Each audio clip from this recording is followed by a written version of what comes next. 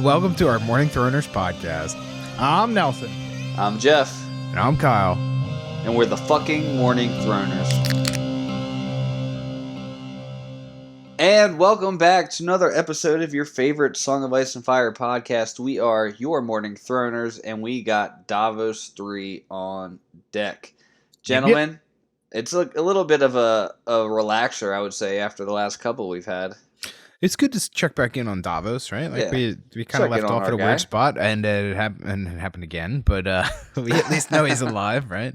I do feel like I remember Kyle saying something like, "I hope the next Davos chapter, like, he doesn't just stay in jail because that can't be too exciting." Or because if it was, we would have seen that with Jamie. We would have had Jamie chapters earlier or something like that. So at least in this one, he's still in jail. That's not all I was saying, though. Like, I was saying he was getting out of it eventually, like sooner rather than later. I didn't mean there would be no, not a single jail chapter. I know. For the record, but if this extends, then you're right. Like, I'll eat crow on that. But yeah, so the chapter summary is basically just like Davos is in jail and he talks to a few people, Melisandre, and then pretty quick. I think this is a pretty easy chapter. It's really like three different things. He's just in jail by himself. He's in jail with Melisandre. He's in jail with Alistair Florent, and Pod.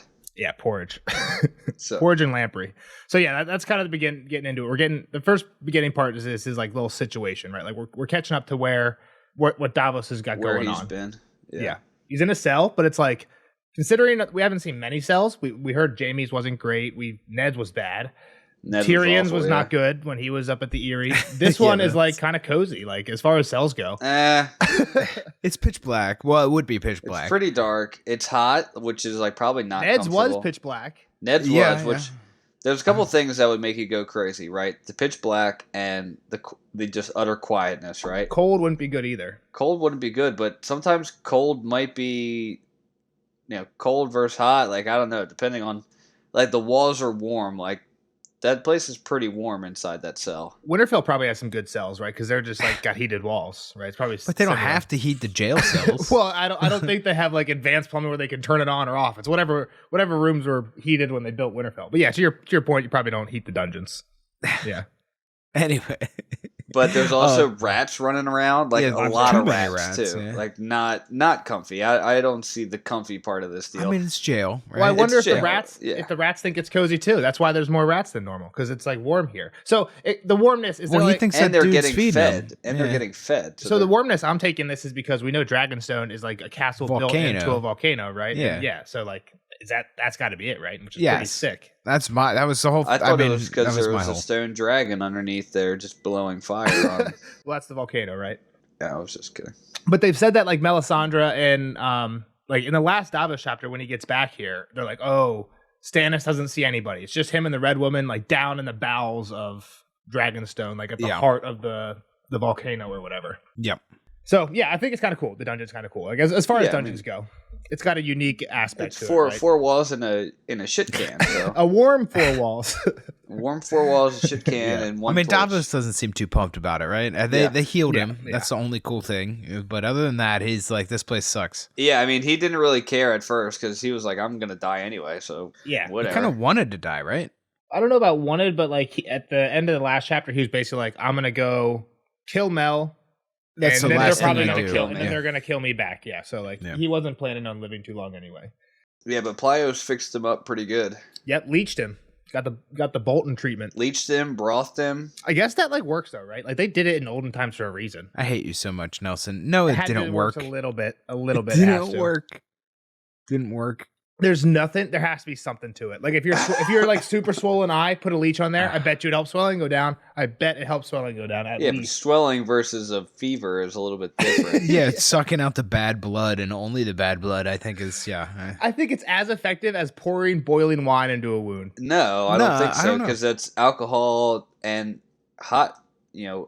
Like boiling is gonna. You're killing the bacteria in the wound. Yeah, you're at least doing something. Someone let us know in the comments. Help me out. Tell me that leeches do something. I mean, leeching is like the concept that you can suck venom of a snake bite out, which I think has been. I'm almost positive that's been proven. Don't try and do that. It's not even worth it. Yeah. I think you're better off like tourniqueting it or something. Yeah, I don't know. And I think even like I don't know if you guys have ever heard that you should pee on like a jellyfish thing. Like I think that's That's a myth too. I think that might be a myth. I've definitely heard about peeing on something. Just pee on anything. Can't hurt. I mean, it definitely can't hurt. I mean, and there's a chance it might help. I mean, maybe it could. I mean, I guess it could hurt though. It could cause a reaction. Yeah. All right, back to the chapter. Davos is in the jail. So Plios fixed him up, and then there's 2 jailers there that he doesn't know their names. They don't talk to him. Yep. One kind of thinks about talking to him, but the other one's just like, fuck you. But it's weird because the one that doesn't talk to him, we learn, the one that like doesn't even think about him as a human being, gave him the pie. Lamprey. Yeah. He said the other one also like puts like honey in his porridge sometimes though. Like they're both like kind of good. Yeah, it was so this is back to Nelson's first talk here about like this place not being so bad. He's getting treated well, it seems like. Fed decently too, like actually like fish and shit. Yeah, they're healing him. They're trying to feed him. Like, I mean, and we kind of find out later Melisandre has a use for him, but like, yeah, like that he's a prisoner, but he's obviously not. They don't want him dead. Somebody important that it probably didn't even come talk to Davos was like, "Hey, make sure he doesn't die." Yeah, type thing, right? I mean, but in the beginning, he doesn't think. But until he talks to Melisandre, he's like, "They're just keeping me alive to just burn me at the stake, right?" Yeah, they're gonna burn him the whole time. Yeah, but I guess he could have figured that out maybe. And that still might be what she wants him for. If he's not gonna fuck her, we'll get to it. But if he's not gonna fuck her, it could be a ritual or something, right? Yeah. So he tells the days by the 2 different jailers. One brings him porridge in the morning, so that man's nicknamed Porridge, and then the other one brings him dinner. And one time he gave him lamprey pie, so he's lamprey. Yep. So lamprey, I think it's kind of funny that something they mentioned here. He's wearing a white doublet with a ring of stars. Nope. Yes, he is. No, I meant nope as in no. You don't ask me. I don't have any idea what family that is. No. So yeah, Lamprey's wearing this, but they're saying it's ill-fitting. Yeah, it's short and it's loose. Yep. And then later, Melisandre, I actually didn't know who it was either, but later in the same chapter, Melisandre says, Lord Gunter Sunglass, he got hung he got burned, and he was even his sigil was a ring of stars, and he got burned. So this guy, this is his doublet or his suit. Yeah. Yeah. This guy just like got his stuff, which is funny because later Alistair, not just got me doing it. Alistair is talking about like, I lost all my shit. Like the Lannisters took it. There's probably some groom's boy running around wearing my doublet right now, which is like, there's literally a guardsman wearing the yeah, there probably is some groom's boy doing that. Clothes. Yeah, exactly. Like we actually see evidence of that exact thing happening right here. So. My jewel encrusted cape or whatever. Yeah, they're prying them out of there. Yeah, I just wanted to mention that while we got Lamprey here. Yeah, we're getting what he looks like. Yeah. So Davos was like longing for a human companionship, which just makes me think of Alone Nelson. Like, how miserable would that actually be by yourself? You've never seen Castaway too, but makes me think of Castaway. I haven't. It's on the list. I need to. There's a list of old movies that I have to get through. Castaway, especially because you love Alone, you'd love Castaway. But he's asking them questions, his guards, when they come. Like, what news of the war? Yeah. And not just like bullshit. I guess there's some bullshit, like how's the weather and whatnot. Well, he mostly just wants them to open up, right? He wants some talking. He wants them to break the ice. He's not begging for mercy. Well, maybe later it'll get him something, right? Like I feel like that's kind of his play here is start with just anything, sound innocuous, and like I'm not prying or anything. But exactly. And I think it's a good point too to like not be like begging for mercy right now. Like kind of accept that you're here and just try to get him any info that they'll give you. Yeah, and one of the things he's asking about is his son. So it's like you'd think like maybe they would actually give him news about that, like to be nice. Maybe that's what Porridge was stumbling on. Yeah. Yeah. So. But he realized, like we said earlier, they're keeping him alive for something. And then knock, knock, knock. Here comes Melisandre. Yep. I think there's a cool line before we get there where he basically says, like what you were saying earlier. At this point, he still thinks that they're going to burn him. And he's like, I wish I would have fed the crabs rather than the flames. Just jumped into the ocean. Yeah. Well, not even that. Just died on that rock. Yeah. His little crab friends. Yeah. Exactly. He said, give myself to the sea or let the sail go by. Exactly. You hit the quote that I liked. Yeah. Fed the crabs and the flames. Yep. And then Melisandre shows up. Yeah. I mean, like, we had to know she was coming. Right? Like, I don't think I did last time. I think I said I hope Stannis got there first. But, like, she's obviously running the show here. Like, this completely... She even tells kind of like, I sucked all the power out of Stannis. Like, it's weird because we haven't seen Stannis since the battle. We've just heard, like, stories, and it sounds like he's, like, not in a good state, but... It's hard to tell, like, what's just, like, how accurate stories are. You know what I mean? Yeah, but exactly. Yeah. I mean, Melisandre knows she's going to be right next to him. Yeah, but he meant from before, right? Yeah. But even now, like, when Alistair shows up, Alistair's like, he won't talk to anybody. Like, Yeah. It's been a decent amount of time since the battle. He's still not talking to anybody, even Alistair, who's like his acting hand. Yeah, I'm jumping ahead a little bit. All right, so Melisandre comes and it's like, "Hey, Onion Knight, how are you doing?" Yeah. And he's like, I want to be with my king. I want to be with my son. I want to be anywhere. Yeah, this sucks. Yeah. Like, I'm not doing great, lady. Like, He's like, "Do you come to burn me?" And she kind of just ignores him. And she's like, "This isn't a good place, is it? Dark, foul, no sun, no moon down here." Thank God for the torch. Yeah. Speaking of gods and torches. You're lucky my God gave you this light. Maybe I should put it out. No! And she's like, "Oh, so you like my God now. You like the fire. Shit. You like the flames." And he's like, "I need the torch." It's also interesting here, too, and this might be skipping ahead, but at some point, Davos is like, I know the power of her God. So, he's a follower of the 7 gods, but now believes in this God, whether it's for evil or for good, he still believes in it, which is... Believes he has power. Believes it exists. Either way, it believes it exists and that it can affect life. So, that opens it up that if he's in Davos' mind, then he should believe in the old gods and he should believe in the drowned god and every god. It's also weird, we don't really get any hint of this, but and you guys have both seen Elf. You have to have seen Elf, both of you guys. Yeah.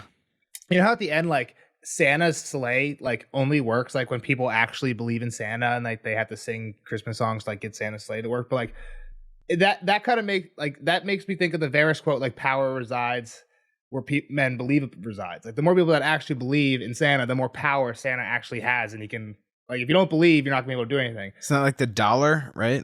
If everybody didn't believe the dollar was worth anything, it wouldn't be worth anything. Same thing. But to this point, it makes me wonder, even though Davos doesn't like R'hllor, to Jeff's point, he does believe in him. And I wonder if to Melisandre's point, that does somehow give him more power. That's feeding him. Yeah, you're helping him there. Because she does say, you helped him once, or you're helping him before and you'll do it again. Well, where you helped him once is kind of obvious to me. Well, but where you help him again, right? Yeah, where you help him again is questionable. So, but yeah, I think that's interesting. I didn't think about it until Jeff said that, but yeah, the elf in Game of Thrones is the same thing. Power resides where men believe it resides.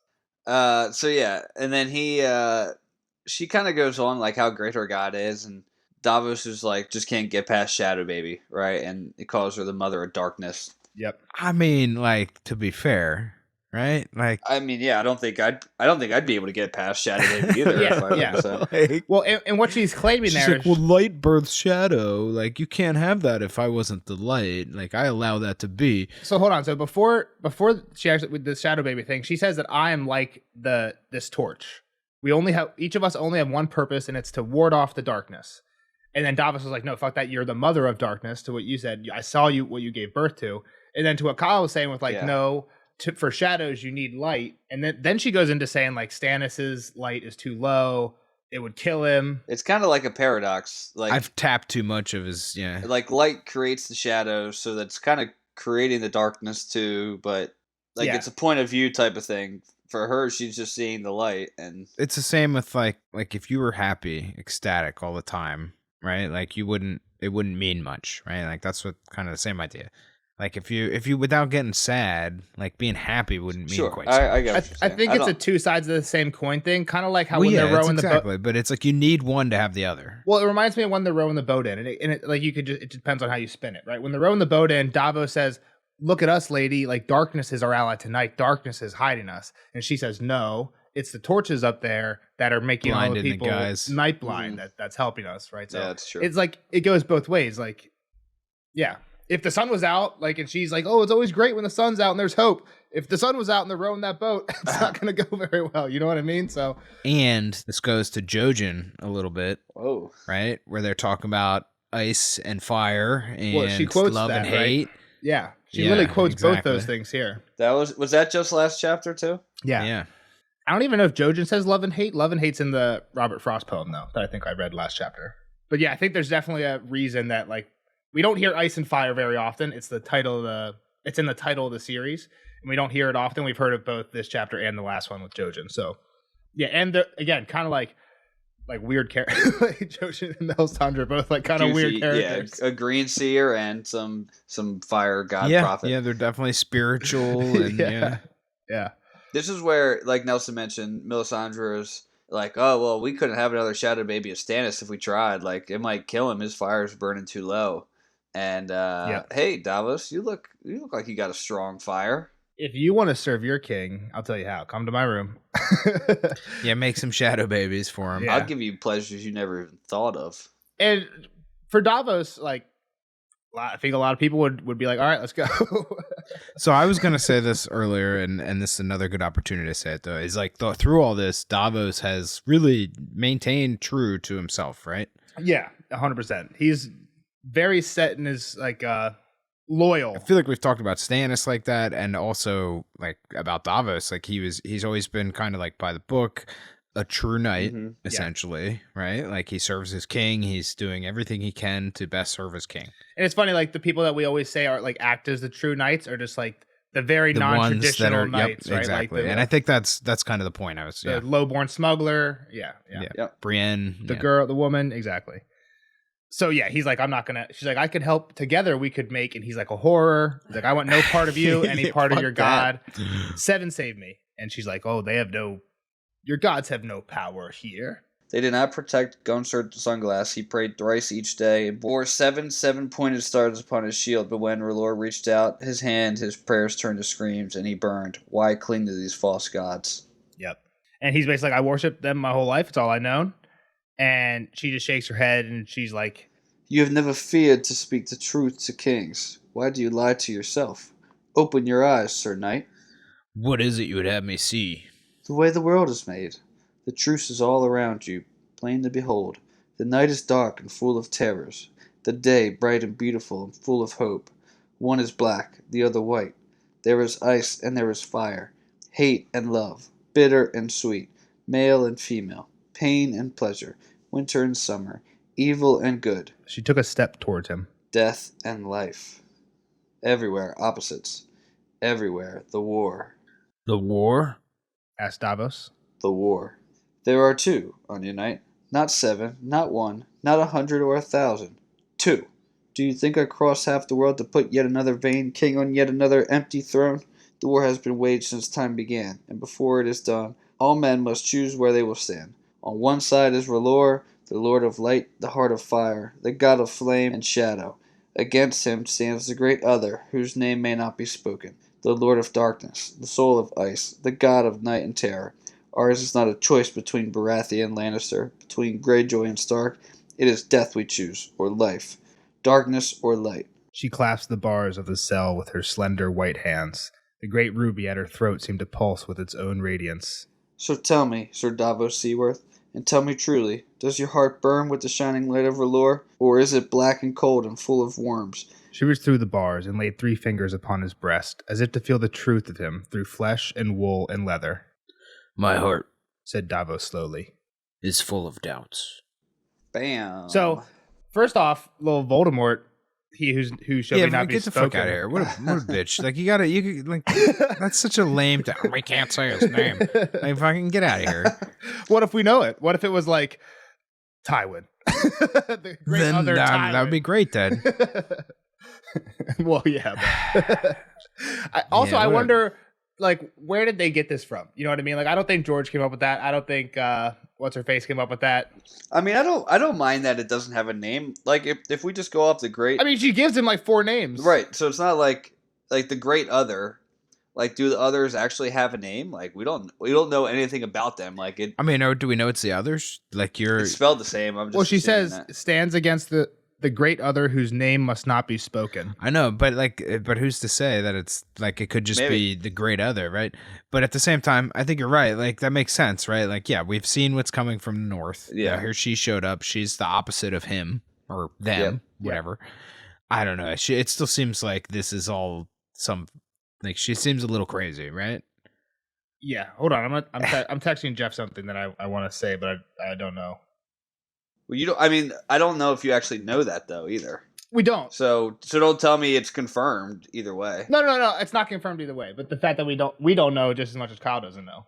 But Kyle's seen like some of the last season. Sure. No, I'm forgetting more of it every day. Just I believe for the that. record. The one thing I was gonna say is like if there is like a person like we don't know who it is. There is like a head of the bad guys in the show. I think they call him the Night King. Oh yeah, I've seen him. Yeah.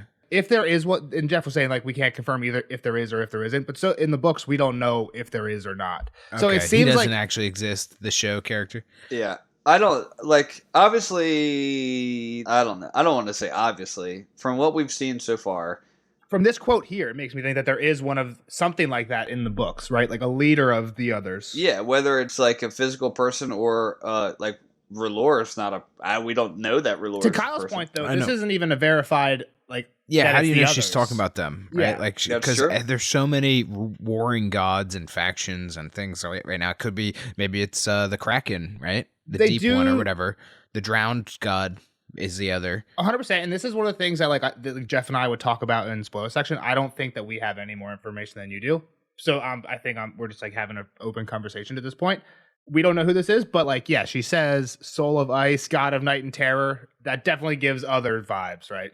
You're right. I get the context. I follow. I mean, if we're just talking about fire. No, you just said like it could be the Krakens. I agree with you. Like, we don't know like who the enemy of R'hllor is.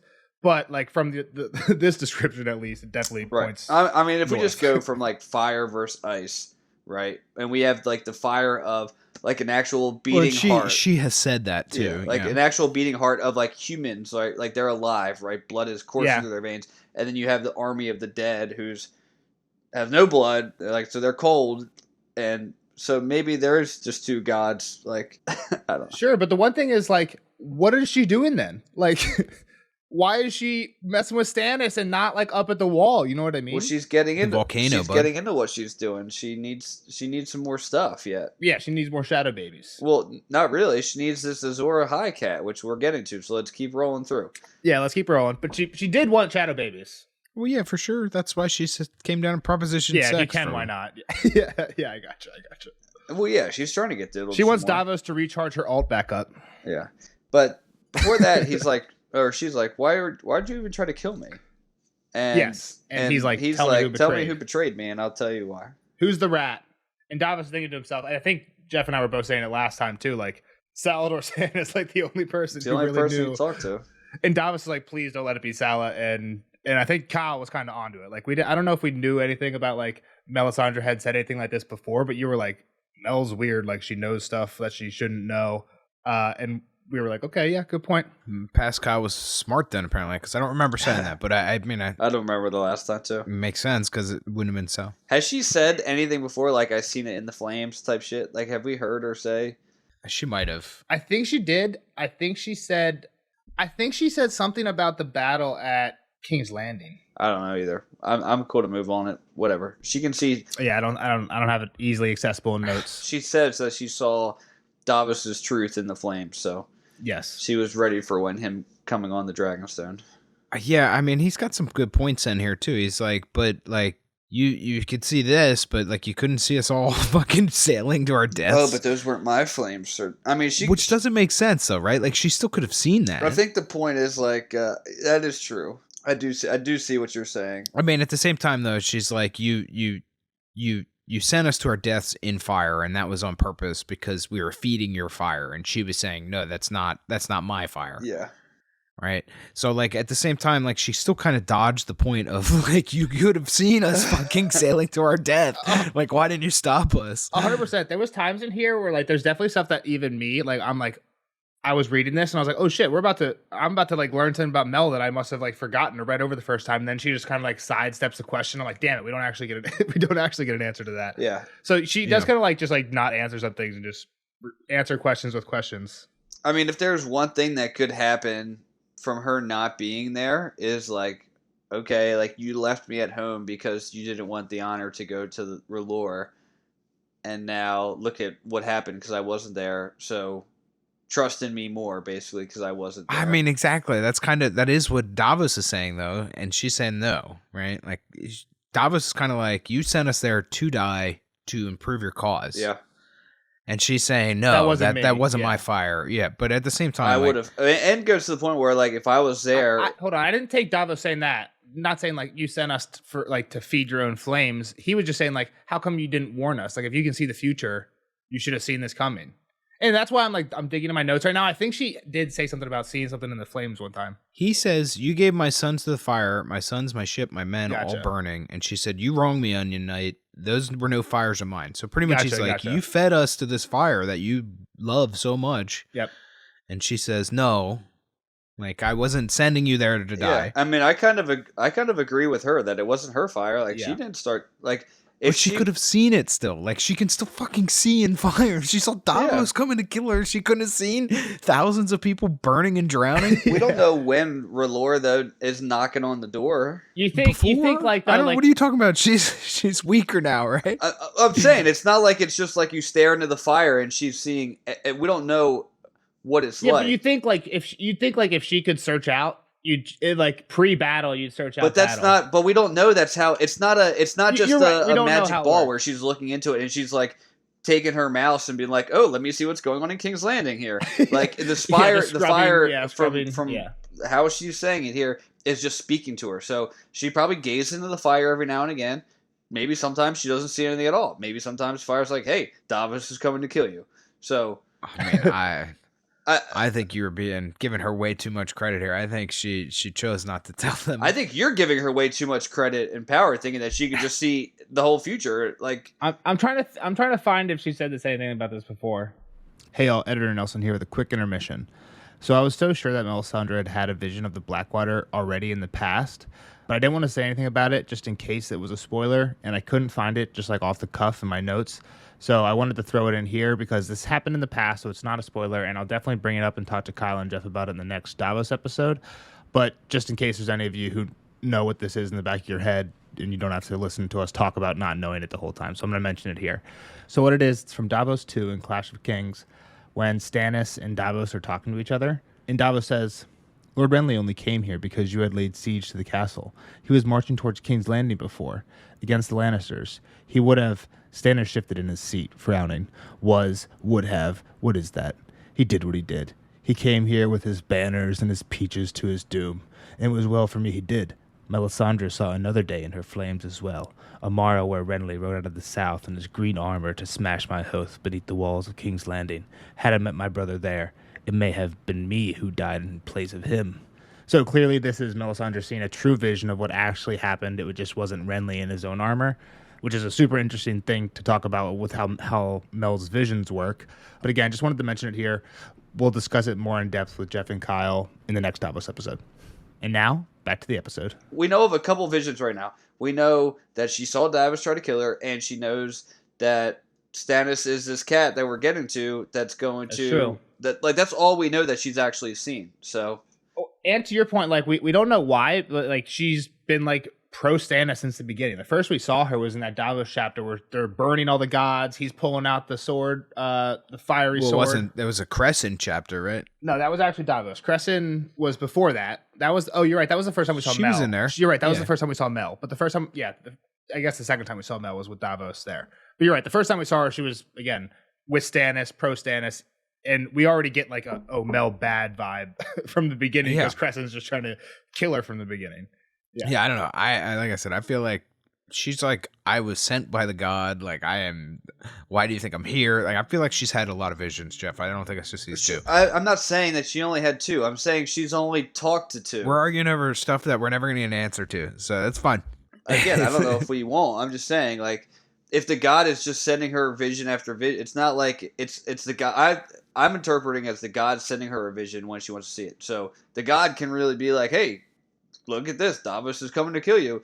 And he might have. Yeah, it's like it's almost like someone sending you emails. If you don't get the email of the Battle of Blackwater, then you don't know any more than anybody else. I feel like this is like, that would have been like the giant alert box marked and like, you know. Sure, but let's play both sides of the coin. Maybe she did see this battle in the fire, and right now she's pissed off because Stannis left without her, and she's like, fuck it. Go try it without me and see that you need me. That's an interesting point. I didn't think about that. So far we've had the assumption that Stannis and Melisandre's goals are aligned. When she pretty much in this, Jeff's basically saying, like, I don't know if they are. Not. I think we just learned that they're not aligned. We 100% learned that they're not, and that's kind of what you're saying here. Is like, what if she didn't give a fuck about winning that battle, right? Like, what if she wanted them to lose so that Stannis would become like what's kind of happened is like he's 100% on her side now, right? And like she says, you think I came this way to put another vain king on another empty throne? So it seems like, but again, to my, like, how does having Stannis and like what Alistair says, like he's got no support, like how does that help your cause? Well, all right. So let's just say one more thing about this, then we can move on. If she believes he's going to be this Azor Ahai cat, which we can read that prophecy right after I finish. Yeah, we'll get there. If he's the Azor Ahai, it doesn't really matter about the Iron Throne. Doesn't matter. So, all right, like you're not ready to. To your point, like maybe there's a next move. Like she needs Davos and she needs Shadow. Like maybe there's the next play that obviously we didn't get there yet. Like we need to let's go get ready to fight this other god, not the Lannisters right now. Like whatever. I get what you're saying. It seems like she's focused on kind of this like chosen one prophecy. Correct. My point is like, okay, you think Stannis is the chosen one. Wouldn't the chosen one still be in a better position if he was the king of everything and not like a guy over here with literally no support at all? Like you still want him to succeed in some aspect. I think she did want him to, right? But I think this is where she's stuck, right? Like, yeah. But yeah, him succeeding as Azor Ahai has nothing to do with him succeeding or having men for the king. We're right there. Here. Okay, let's get to that. So because we keep saying it and we haven't really read it yet. All right. It is night in your 7 kingdoms now, but soon the sun will rise again. The war continues, Davos Seaworth, and some will soon learn that even an ember in the ashes can ignite a great blaze. Let's just talk about that right now. He's down, right? Stannis is down. He's an ember. His fires aren't great, but she believes that he can become a blaze. She's saying he's down but not out. The old maester looked at Stannis and saw only a man. You see a king. You are both wrong. He is the Lord's chosen, the warrior of fire. I have seen him leading the fight against the dark. I have seen it in the flames. The flames do not lie, else you would not be here. It is written in prophecy as well. When the red star bleeds and the darkness gathers, Azor Ahai shall be born again amidst smoke and salt, to wake dragons out of stone. The bleeding star has come and gone, and Dragonstone is the place of smoke and salt. Stannis Baratheon is Azor Ahai reborn. Yep. I don't believe it, man. So we've heard something similar to this before. The chapter where he pulls the sword out. The sword, yeah. Afterwards, is that we actually don't hear anything about it from her, from what at least in my notes when I looked it up. Afterwards, Davos goes and meets with Salador, and Salador's like, "That was a burnt sword. That wasn't a burning sword. Like that's bullshit. Like here's the real story." And he's like, "There was a guy had a sword, tried to make a fancy sword. It broke. Went at it for 50 days, 50 nights. Stuck it in a lion. It broke again. 50 days, 50 nights. Stuck it in his wife. She died, and then it lit on fire and became a magic sword, Lightbringer." So that, and the guy who did that was Azor Ahai, and that's pretty much the story that Salador tells, and that's this guy. I forgot about that ridiculous story. yeah. So that's this guy, right? So again, there's like some definitely like prophecy, like this just all seems so outlandish and so like ridiculous to me. Just her whole arc here and this, I don't know. It feels like a different book inside of this book, if that makes sense. Like everybody else is over here fighting, and then this lady's like talking about like the volcano's got to come out, and like it's weird. Yeah, I don't know. It's real strange. It's kind of weird because like if you think about it, like I said earlier, like when we first get introduced to her, like you said, like it's actually that Crescent chapter where she's the bad guy is like what he's thinking. We have to kill her from the get go.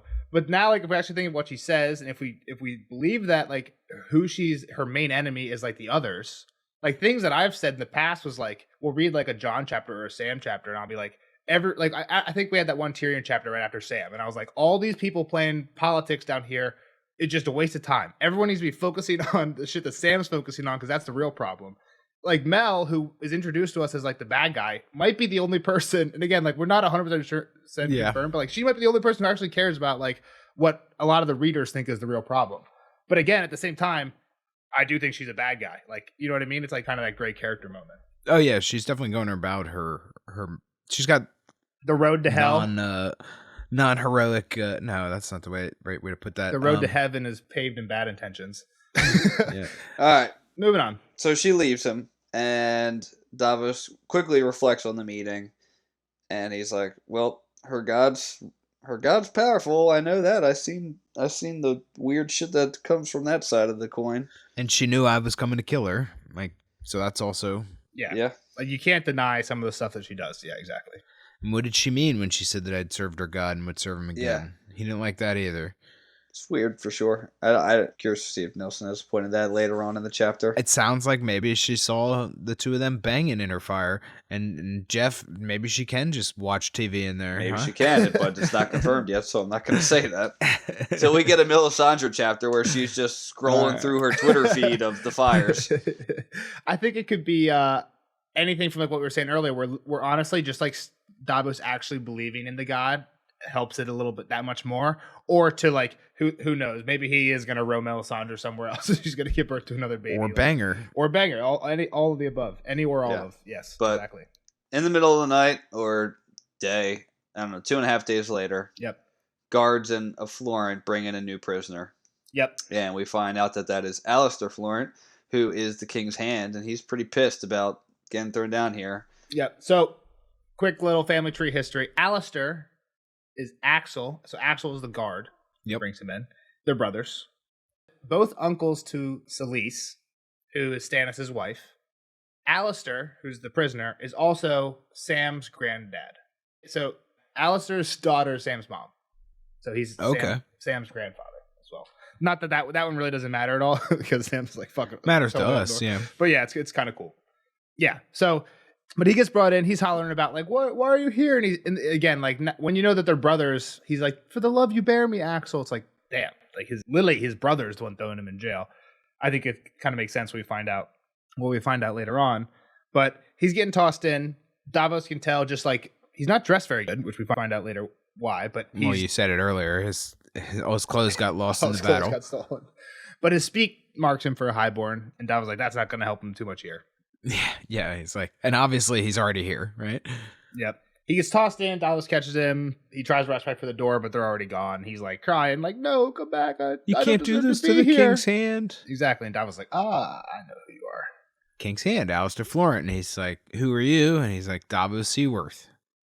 And everybody knows Davos as the Onion Knight. But then he's like, "You tried to murder Melisandre immediately too." Like everybody knows this out there too, as well. I guess. I guess it makes sense, right? He's been in here a while. I keep like condensing like timelines, even though we don't know.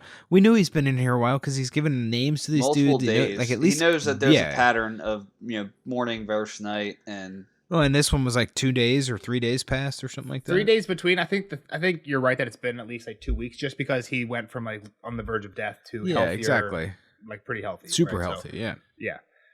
I think it's funny. He comes in, he's complaining about like, like they're talking about who they are, and I think they're talking a little bit about the war, right? Like the battle. And he's like, oh yeah, like I lost all my shit when the Lannisters raided our camps. And he's like, I got away with my chainmail and my rings. And I think there's a funny line there where it's like, Davos noted he still wore those rings in Davos, who didn't even have all his fingers. So it's just like lowborn, highborn. This guy's worried about like his finery. Davos doesn't even have fingers to wear jewels on. Davos just wants to be next to Stannis. No. This guy, he's saying this guy is in jail and he still has all his finery. Whereas I had to get my fingers cut off for my penance, he's like, I paid like so much more. This guy is getting it easy. Yeah, I mean, if he's there as a traitor, though, I don't know. Like at some point, it's going to be bad. Who knows if they'll kill? If maybe he gets a trial. I don't know. How long's this guy going to be in here? Does he get a trial? That's a good question. Yeah. Yeah, I don't know, but I think that's kind of the point, though, right? Like he still has his rings. I had to pay with my fingers. Yeah. So Florent's like, man, like I'm not a traitor. Like I just did the only sensible thing. Hang on, before we get to that. So there's the line where he says they're wearing my stuff in King's Landing, which we already talked about. But then he says, Davos, you must have suffered your own losses. May the ... may the Lord of Light lead them through the darkness. So you're trying to say he was going to be a 7? May the 7 save you? Yes, for sure. Alistair was going to slip into the 7, but then he caught himself. Even though Davos is the only one there, like. Why catch yourself? Because they know better. Because Melisandre might be on TiVo right now watching Through the Flames. Exactly. That's why. Okay. TiVo, that's a throwback, man. TiVo's not a thing anymore. I don't have cable, so I don't know. But like who has cable anymore? I mean, I still have cable, but TiVo is DVR like built in 2004. Yeah. Like I was just throwing it out there because it's all built in now. All the cable services offer their own. Yeah. What was TiVo? Just like a recording? Yeah, a recording playback deal. It was like the original DVR. You could set it up to program, like it would get your guide, and you could like pick shows, and it would like go through and record them all. And like if you fucked up, it would record like 100 episodes of reruns because like you just put in Pawn Stars, and it would you'd get all 400 episodes that they showed. Every rerun that's ever happened. Yeah. When I think of TiVo, all I can think of is Max McConaughey running across the jungle with the TiVo with the box at the end of Tropic Thunder. I got the TiVo. What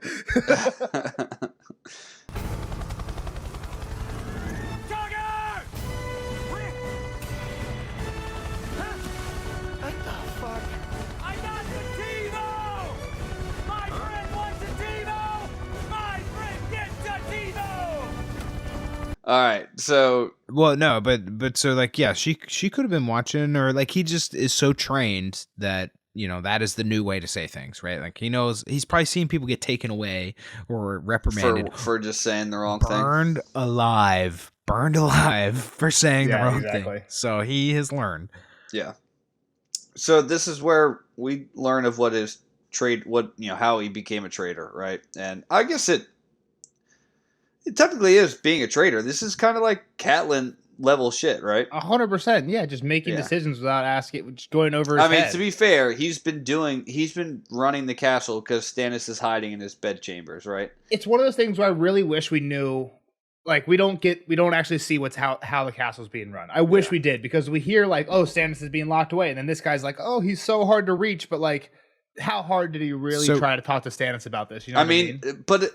But to the point of like, if you actually sent this letter, like, obviously, like Stannis was never in that frame of mind. Yeah. Well, so I reminded you of this recently, Jeff, and I don't know if Cal will remember. In the Tyrion chapter, it was like a really like one-off thing. In the Tyrion chapter, when they're divvying up prizes from the Battle of Blackwater, Mace was like, I want Brightwater Keep. I'm going to give it to Garland. We talked about this. And in the spoiler section of that chapter, I definitely said to Jeff, like, Alistair is about to get thrown in jail with Davos because, and my assumption is here, he gets that news. He doesn't give a fuck about if his castle was still his, he would have been hoorah Stannis, right? He heard that his shit got turned away, and he's like, "Oh fuck." Did he actually hear? How would he hear? He said he tells Davos, so he knows, right? He's like, I wanted my stuff back too. He says that to Davos here. So my take on it is he lost his shit, and like kind of was like he sold out. He's a traitor. He sold out Stannis. To the point of like, would he have done this anyway? Maybe, but I think losing his shit definitely is like. I just think he's looking at what's left, and he's like, we are fucked. We've got no men, we've got no ships, I've already lost my shit, and there's no army left anymore. Like, so he lost his shit. So he says, for the return of Brightwater Keep and all our lands. You're right though, Jeff. Like, it's both. Yeah, obviously he wants his shit back. Like, he's not gonna just take the L. I think if his shit was safe though, like if his shit wasn't in Tyrell territory, be safe? But it doesn't make any sense that his shit would be safe. I'm literally saying I'm saying it right now. If his shit wasn't in Tyrell territory, but instead he was just like another island next to Dragonstone or like right next to Storm's End, which Stannis actually holds right now, then like he's not in danger of losing his stuff. And if that's the case, then I think yes, he would tell Stannis like, hey, we have no army, we should surrender. But I don't think he's going over his head. I just don't agree with that. I just don't agree with that because we know that they're already like divvying shit out that is owned by other people technically. Yeah, you're so right. They're going to be like, oh, you're going to be the Lord of Dragonstone. Obviously, Stannis is there with his current army, but they're still naming somebody Lord of Dragonstone. So they've already lost it by. You're right, but like. Yeah, but people might already be moving into Brightwater Keep. You know what I mean? Like he's like, I want that shit sure. back. Maybe it's a little bit more real, but I'm just saying, like, once they said that they're on the opposing side, technically, if they lose, they've lost it. So it's not like. Yeah, I think we're kind of arguing different sides of the same coin, but it's kind of like a gradient. Like, where exactly does his like allegiances fall? Where's the selfishness line? And we don't know enough about it. Jeff, this is a new side of you. You're the argumentative one tonight. Nelson's just speaking bullshit. All right, the terms for peace. Yeah, moving on. All right, give us. We'll give up the claim. Stannis' claim to the throne. He doesn't want it, and Joffrey's also not a bastard, and they want all their lands back. And Shireen will marry Tommen. Which is essentially giving them Dragonstone. Yeah. But he also gives like a kind of like a summary of Stannis's situation. Yeah, like because he says most of the lords who supported Stannis have gone over to Joffrey or died. And Davos is like, even the lords of the Narrow Sea, the lords of Sworn to Dragonstone. Yeah. Lord Celtigar was captured. Yep. Right? Bent the knee. Montford Valerian died with his ship. Yep. Red Woman burned Sunglass. We heard about that. Yeah. Bar Ammon is 15, fat and feeble. And that's it. That's it. That's your lords. And House Florent. And Florent, who, like I said, is like right next to Tyrell's, who shouldn't really be on Stannis' team anyway. They kind of just are because Stannis' wife. Marriage, yeah. So then it goes on to, after they learn about peace, it's just like how Stannis is right now. Because Davos is like, what did Stannis say when you gave him these terms? And he's just like, gave him the terms. Like, I just kind of sent him off, but... Yeah, Salvador San had a guy, like, he hooked it up. Like, we just got the message. And then, and you guys had already said it, but he did have Stannis' stamp, right? For sure, yeah. He says Stannis gave me his seal. That's what I'm saying. Hand speaks with the king's voice. Yeah. Yeah, he gave me his seal. He did kind of put him in charge of the castle, but then Davos is like, this is a little far. Yeah, man, you went a little over the top past here. your jurisdiction. Yeah, you knew the line existed, and then he even starts crying. And he's like, yeah, you're right, I fucked up. Well, point to Jeff's side, like kind of a point to the Alistair would have done this no matter what, just because he thought they were like being crazy. Like he's heard about like these, he knows that they're following prophecy. Like he's heard Melisandre's spiel. Like he says, he's always with the Wed Woman and Wed Woman. He's always with the Red Woman, and he is not in his right mind. I fear this talk of a stone dragon, madness. I tell you, sheer madness. Did we learn nothing from Aerion Brightfire, from the 9 mages, from the alchemists? Did we learn nothing from Summerhall? No good has ever come from these dreams of dragons. I told Axel as much. My way was much surer. And Stannis gave me his seal. He gave me leave to rule. The hand speaks with the king's voice. So, like, to that point, like, he's like, they're being crazy. They're doing, like, crazy nonsense. Like, the guy who drank wildfire was thinking the same type of shit as this. You know what? That's literally what he's saying. I don't remember the amendment, but it's, the one invoke, like you said, craziness. Like, they're not in their, he's king, sure, but, like, he's not in his right mind. Like, look at what he's doing. Look at where he's headed. Yeah. I mean, so you're right. Like he's got, I don't want to say noble motives, but like he does have some, like he's got a point. I mean, he definitely overstepped his boundaries, and like I said, I think he understands it. But I also, now that you say that, I think the crying at the end is like, oh no, you too, right? Like you're also crazy. I don't have any allies.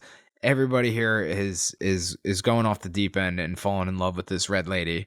So I didn't know. I actually don't get the crying at the end. It's either he feels great remorse because he's like, you're right, I did fucked up. I don't see that. I don't think it's that. Well, isn't this guy would have been better off of getting in a ship and going home and switching sides again. Let's get to the line. Yeah. So basically, what happens is Davos says, I think one of you guys said it, like Stannis could never surrender. Like he could never also just like take back his words against Joffrey when he doesn't believe him. Like he's an honorable man. He's not going to lie.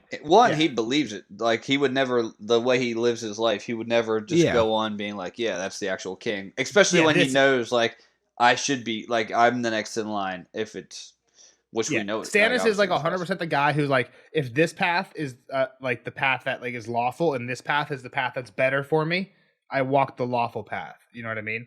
So he's kind of like, I'm not going to do. Like and to that point, like we said it earlier, I'm not marrying Tommen. Yeah, like there's definitely like parallels between Stannis and Ned. Stannis isn't as likable, but like big parallels. It's like you said, not going to marry Tommen. Like Tommen he's a bastard. Like I still know he's a bastard. Like I'll never give my daughter to that kid. He'd rather see him dead. Yeah, he'd rather see Shireen dead.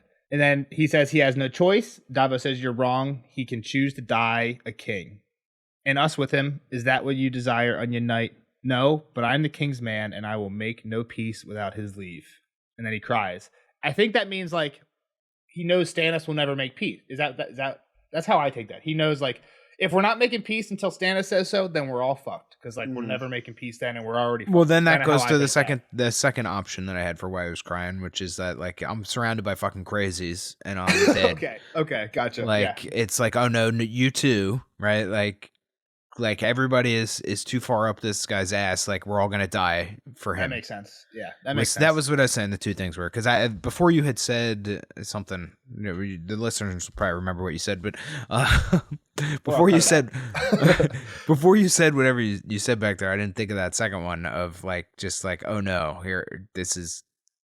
I got nobody to talk to. I thought I'd have maybe you on my side, but nobody's on my side. Even the fucking prisoners are still pro Stannis. Yeah. Like I said, I kind of took him as more of a selfish angle until we talked about that quote there where he's like, they're crazy. They're literally like banking on talking madness. Like what are we talking about here? And again, like that's where it goes back to like we have no men.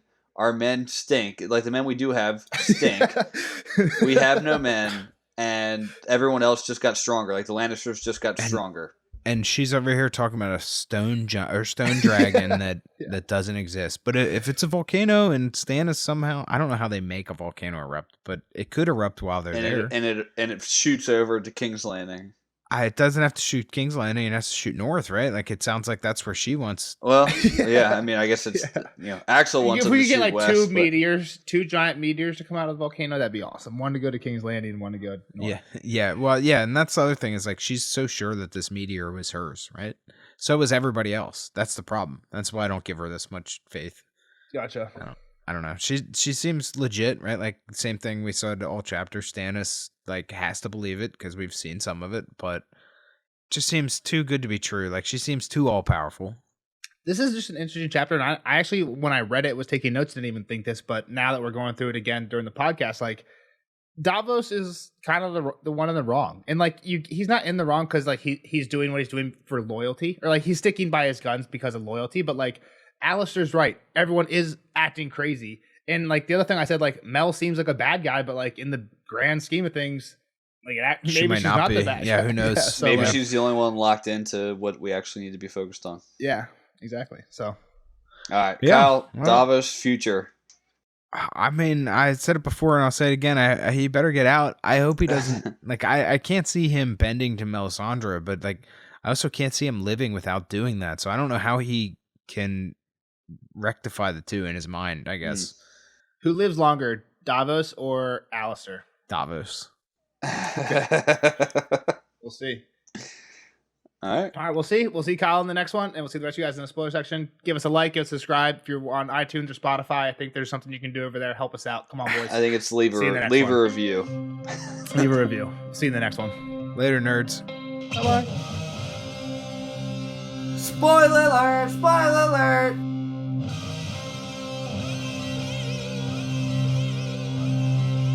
Spoiler alert! Spoiler alert! Bye, Kyle. See you in the next one. Now, on for the spoiler section of Davos 3. Jeff, what we got? We got not a whole lot. TBH. Not a ton.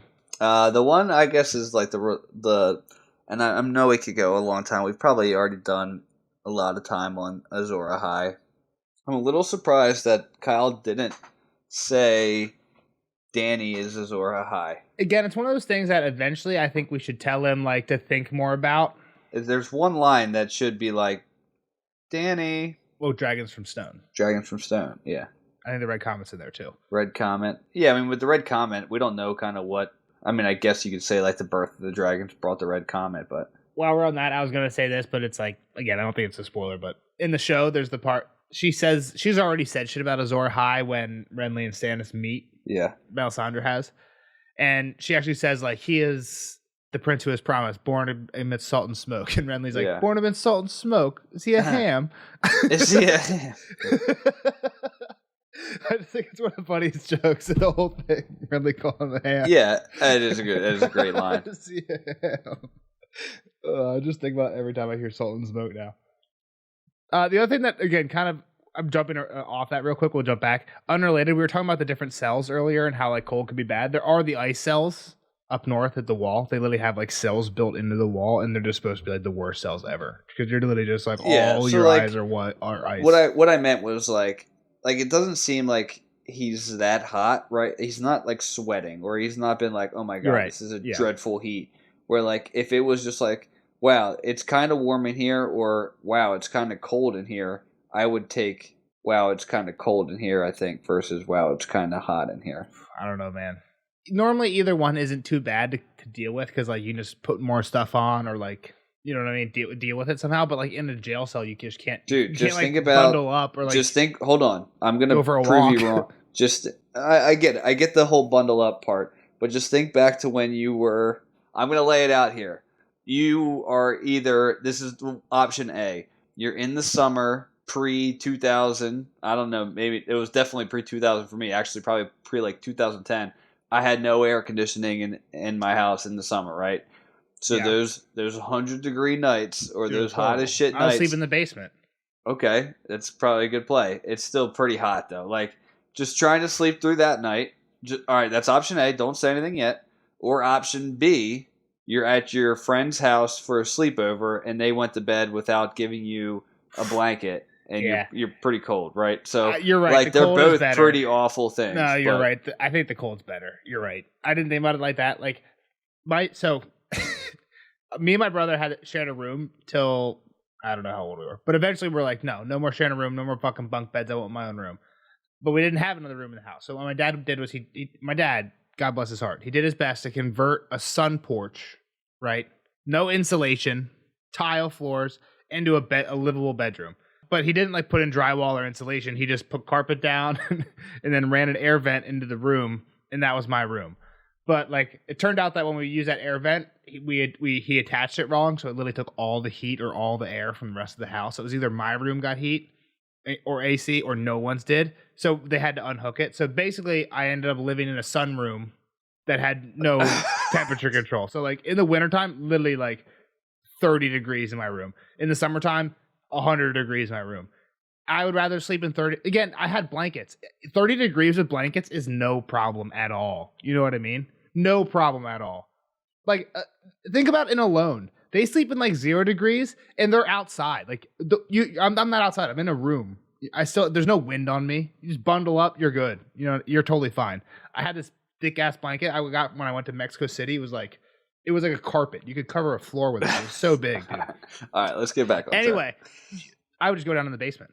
Great solution. But yeah, like wintertime cold, like cold. I don't know. I've never had to sleep like in the cold without a blanket. But you know what's crazy is that Alone taught me that if it's underground, which basements are, right? Yeah. Underground is at like a constant 55 degrees. I think that lady that dug the pit out, right? She was like, as long as you're underground, like 55 degrees, like you're cool. That shit's true. Basements are perfect. Yeah. All right, back on track. Give me something, would you? I jumped away from the Azor Ahai. I guess the question is like she made the statement that the flames don't lie, and I saw Stannis fighting the darkness, right? I think she has a quote. I didn't want to ponder too much like out loud because I didn't know what was like. But I thought she said something about like seeing Stannis win on the Blackwater. I don't remember. Maybe I'm totally wrong. You'd have to go back into your notes or chapters to see that. I don't remember him. Maybe I'm totally wrong about that. Yeah, take that with a grain of salt. Anyone who listens. But like, I guess the point is like, I don't know Stannis' future because I know it's a lot different, right? Like you've told me that winter he's getting ready to fight outside at Winterfell. Yeah. Well, so forget Stannis. I actually went back and I listened to a little bit on audiobook today on my ride home from work. I was listening to the Melisandre's chapter from Dance with Dragons. And in that chapter, so also, I'll say this right now, you're 100% right about Melisandre. I didn't want to say it because I thought it was a little bit of a spoiler, but you were saying, like, I think it works this way. You're 100% right. Like, she gets random visions, like I just don't like, yeah. So, like, Kyle just takes things and, like, believes it. Like, that she was, like, looking at all and, like... But I think a lot of people probably do, right? On the first read My whole point was you don't know that's how it works. Like, he said that about the other thing. I'm like, you just can't assume that that's the way it is. You're right. Like, it's... you were right. Like she gets visions almost like email. She has no idea what the fuck's gonna come in it. Yeah. In her chapter, she does say like, "Oh, I asked to see Stannis, and all it shows me is snow." Or no, she says, "I asked for it to show me the Lord of Light, and all I see is snow." Right, and that's why people think like, "Oh fuck, Jon Snow is the Prince who's promised, not Stannis." But like, in my mind, okay, so we have one instance of Mel saying, "Oh, when I look in the fire to see the Lord of Light, I see snow." And even in that one time, it's ambiguous, it's vague, snow. She believes hardcore, like right now in this Davos chapter, that Stannis is Azor Ahai. Like she has seen something. Like what has she seen in her flames that makes her so die hard behind Stannis? Well, I think she says it. I think she says it here. Well, to your point, like say Stannis ends the way Stannis does in the show, and he somehow dies in this battle. against the Boltons, right? Whoever has Winterfell, whether they send out the phrase or whatever. Mm-hmm. If Stannis dies, like, what were her visions the whole time? Yeah. Well, let's just read this line here one more time. Go ahead. He is the Lord's chosen, the warrior of fire. I have seen him leading the fight against the dark. I have seen it in the flames. So, like, she's at least, we could just infer that she's seen him fighting the dark, which, like, to the point of, like, what is the dark? Like, is it about to be, hold on, I don't know. I have never read the Winter chapter. Is that the battle that she's seeing? Like, are the Boltons, like, camouflage darkness, right? Because it is at night, right? You told me this battle, like, they're kind of moving at, and like, we haven't seen the battle yet. We've kind of seen like just like a setup of the battle. Yeah, I thought you said like maybe like they were doing. There's a big speculation, like they were moving at night instead, right? So, like, I don't know, like maybe there's some kind of like they're all in black. I don't know, like so it's like kind of almost like jraijin interprets like his visions are like not exactly what they seem, but like when I read this again, like if I had never seen the show and I'd only read the books, which I feel like is the mindset we should try and take with some of this stuff, I would think that Stannis isn't going to die till he's in a fight against the others. Like he's fighting the army of the dead somehow, right? Which again doesn't really make sense what we know about the show, but if the show is the only reason why that doesn't make sense, then to me that's not a good reason anymore. So he goes up there, fights and dies, like, and then they're like, oh shit, not him. Well, I guess to your point, she's saying I see him leading the fight against the others, right? Not just I see him fighting against the others. It says the dark. It says the dark. But to my point is like I think that she's wrong that Stannis. I think I agree with most of the fandom that Stannis is not Azor Ahai. Yeah, I mean, it's hard for me to not think that like everything like Stannis is on a downward trend. Everything is downward. Well, I mean, from this point, it's all actually upward. From like here until where he's on a short downward at the very end because it's snowing and he's losing a lot of people just because it's like. But from like here, he goes north, helps like basically gets a lot of kind of power because of the. I guess he doesn't get too much more power when he's in the north, but I don't know. I don't think things necessarily go down for him too much. I mean, think about where he started. Just think about where he had. You're right. He doesn't get any more major allies, so his numbers don't. He's super never increase. Coming back to where he was before the Battle of Blackwater. That's fair. And he's weaker because of the Shadow Baby shit. I don't know. I feel like I would be disappointed if like he just dies in Winterfell and then like this quote never makes like when you reread the books, this quote is just like, what do you mean he's in a like she was just like in the show she's just like, oh, I was wrong, and I think that's just a bullshit. That's a bullshit excuse. Well, come on, they got lazy with their writing, but let's just think like, all right, like there's got to be some. Maybe he does go fight the others and like he dies there. I don't know how that happened before the long night, right? If we are expecting a long night to happen, like to your point, like it would be so hard. Like say I don't even know who's going to be the eyes on the battle that takes place with Stannis, but say it's Theon, and he's like, and then all of a sudden the darkness crept out of nowhere to sneak up upon Stannis's army. Even like that directive, like a call out to the dark, like Stannis is fighting against the darkness. Yeah, I still think it's kind of a cop out that he doesn't. To me, this means he's going to fight the army of the dead. But again, to your point, like I don't. There's not an ounce of me that believes he's going to lead the fight against the army of the dead. Right. So how do I? So that's why am I believing one and not the other? I don't know. I don't know why. That's why I'm saying like that is going to be because Melisandre is all believing, right? Like she's and like to the point of like why shouldn't you? Like you've seen some crazy shit. You've seen Shadow Baby. She's seen truth. So like if they want to put doubt in Melisandre, Stannis is that doubt. So the other thing, like with Melisandre, is like we know from her chapter that like there is some stuff that she's just not powerful on. That she like claims that was her, even though it wasn't her, just so people think she's more powerful. And this isn't directly related to that, but like here she says, "Oh, Davos coming to me will make a Shadow Baby."